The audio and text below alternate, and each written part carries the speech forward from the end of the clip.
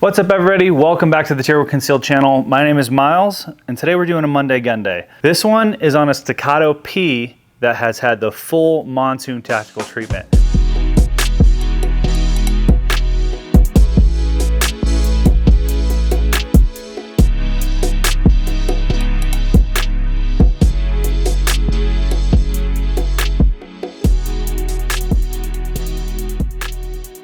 So this is, I believe, our first dive into a custom gun, something other than just straight how you buy it from the factory.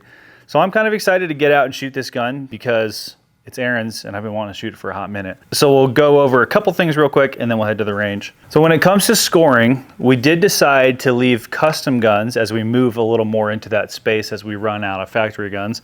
We did decide to leave custom guns in the same list as factory guns because it's likely some of you are considering if it's worth it buying a cheaper gun and putting more money into it in aftermarket parts versus buying the factory gun that's already priced up here.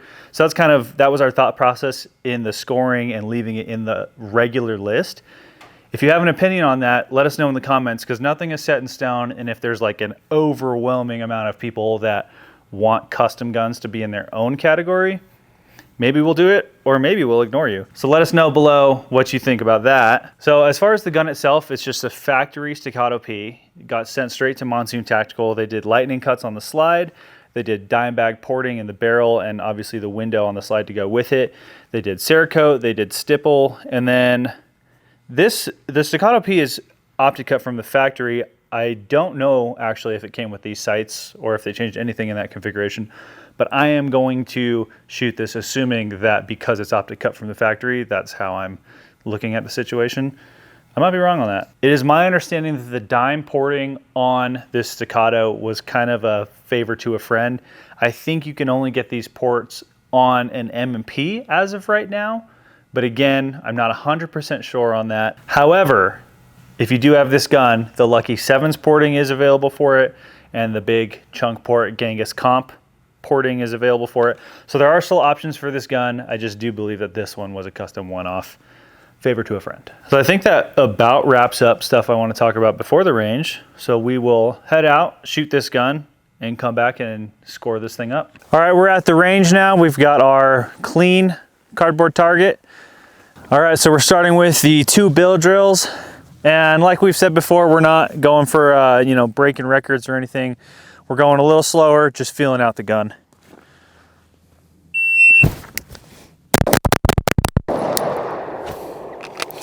All right, so draw is a little slower for me, working a manual safety and a big grip, but it's really easy to track the dot on that. That was a 251. Can look at this group real quick. It's all in and a nice tight group. So we'll do one more bill drill.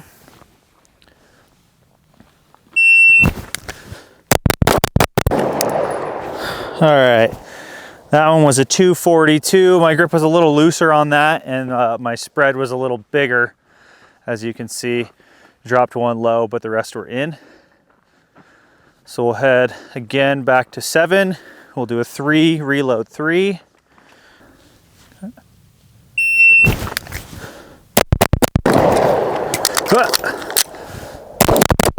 All right, almost all of that was me. I would have mulliganed that had that been a different video. That was a 563. I had a pretty crappy grip. On this slide on 19 and 2011s, I can't reach the slide release with my strong hand, so I have to go with my support hand. I kind of fumbled that a little bit, so let's see if we can clean it up on this one. They were all clean though. All right, 3R3.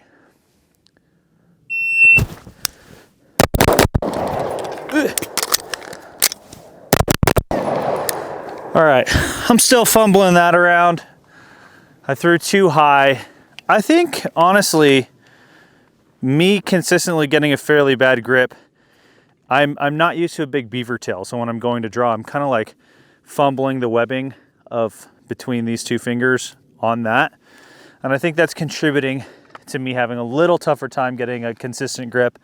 That's not necessarily, well, I guess I'd say right now that's a gun issue, but just because I don't have pretty much any experience on it, something that you would figure out over time as you shot it more. So we'll throw up a B8, go back to 10, see how this thing groups. We're at our 30-foot mark. We're 10 yards. We've got a fresh B8 target up there. And this is 10 rounds, just going for accuracy, trying to keep it in the X and the 10 ring, no time limit. We'll see how it goes. I'm gonna turn the brightness down on this dot a little bit.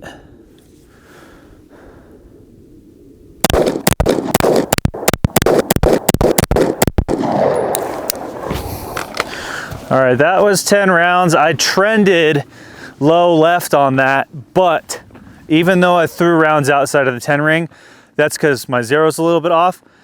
That's a pretty killer group. I dropped one a little low. So if I just adjusted my zero up and right, that is all well within the 10 ring. So I am gonna say I'm pretty dang happy with that. We'll head back to the armory, tally up the score, and see how this thing ranks. We are back from the range. We've got a little time behind the gun now, and we're gonna dive right into the scoring. The first category is gonna be cost. So we did all the math on all the work that was done to this gun, plus the gun itself. It's roughly $3,870. That's gonna be give or take depending on stippling, Cerakote, custom, you know, it's a custom gun. There's a lot of different options you can do. So that's a little bit of a variable, but this exact setup, roughly $3,870. So my score for cost ended up being 6.6. That's because it is a pricey gun that's out of a lot of people's price range. But if you can swing it, this is a really cool gun, and it's definitely sexy, definitely nice to shoot. It kind of just depends on what your priorities are and what your budgets are, but I gave it a 6.6. For ergonomics, I gave this gun a 5. And that is not because it's this specific gun, it's because it's a 2011 or 1911 at all. I don't think I'm in the minority when it comes to this, but I cannot for the life of me hit a slide release on almost any 2011. So ergonomically, knowing that when I reload, I'm gonna have to drop the slide with my support hand or rack the whole slide, that I don't love. That's a big part of the reason I don't really shoot a ton of 19 and 2011s. Another part is how fat the grips are. Again, this is based on your hands. And for me, the grip is a little fatter than I prefer. I feel like I can't get quite as good of a grip on it or quite as consistent of a grip because it's big for my hands. I also hate a grip safety. I think they're dumb.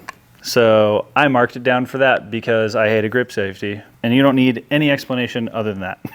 For trigger, I gave this a 9.1. And realistically, for me, pretty much any hammer fired, 1911, 2011, like the 226s, anything that has a hammer is realistically probably going to score higher for me than something striker fired. Because if they're doing it right, the trigger feels phenomenal. The reset is short. It's just really, really hard to beat a trigger in a good hammer fired gun. For bore axis, I gave this a 7.6. Again, as in my previous videos, I always say this category is pretty self-explanatory. It's not the highest, it's not the lowest. It's a little higher bore axis, mostly because of the way the beaver tail is, than something like Glock. So it scored a little lower for me than something like a Glock would. For sights, I gave this an 8.2. There's a few different factors going into that. Optic ready from the factory is awesome. The iron sights, being able to co-witness, especially with something with as tall of a base as a Delta Point Pro, is awesome. And I believe these were probably added aftermarket, most likely by Vinny, but I'm not actually 100% sure. I also like the fiber optic front sight, and I do like that the front blade fills the rear notch like pretty much entirely. For aftermarket support, I gave this gun an 8.5. There are a lot of companies making parts for 2011s these days, and these Staccatos are no different. If anything, they're probably higher in the aftermarket 2011 game than the rest of the brands because this is probably one of the highest, if not the most popular 2011 brand. So tons of parts for that, tons of people that'll work on it, great aftermarket support, including Tier 1 concealed holsters. Go buy one. For round capacity, I gave this an 8.1. It comes with two 17-round mags from the factory, and that's pretty much standard for a full-size gun these days, so it's scoring a pretty much standard score. I did give it a tiny little bump in score because the 2011 game does have really good mag support. There's tons of like 21-round mags you can find, stuff that is still short enough you can carry it, appendix, or any other concealed, but also much bigger than a standard mag. The only reason I didn't bump it up higher because of that is because of the price of the mags. They're pretty expensive. So it ended up kind of evening out between those two things for me. Lots of mag choices, round capacity wise, but be prepared to spend some money on them. For serviceability, I gave this a 7.6. I think for the most part in this day and age, with YouTube being how it is, you can probably find any video on any gun you need to pull apart whatever portion of the gun you need. This gun's no different, but it is a little more complicated than something like a Glock. And depending on what parts you're in with 1920-11s, there is a lot of hand fitting that people like to do, hand fitting, hand polishing, because the tolerances are so much tighter than in something like a Glock. But yeah, that's where it landed for me. For value, I gave this a 7.3. This is a pretty expensive setup, but you get a lot of gun for it. Having a 2011 that is ported with a red dot and looks sick, I'd pay a lot of money for that, and I imagine you probably would too. And that statement kind of bleeds into our final category, which is cool factor. I gave this a 9.8 because, my word, this is a cool gun.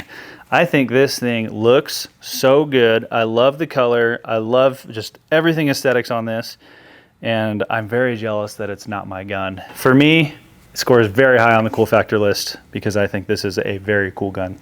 That brings the total score to 77.8 for this gun, which puts that 5th on our list.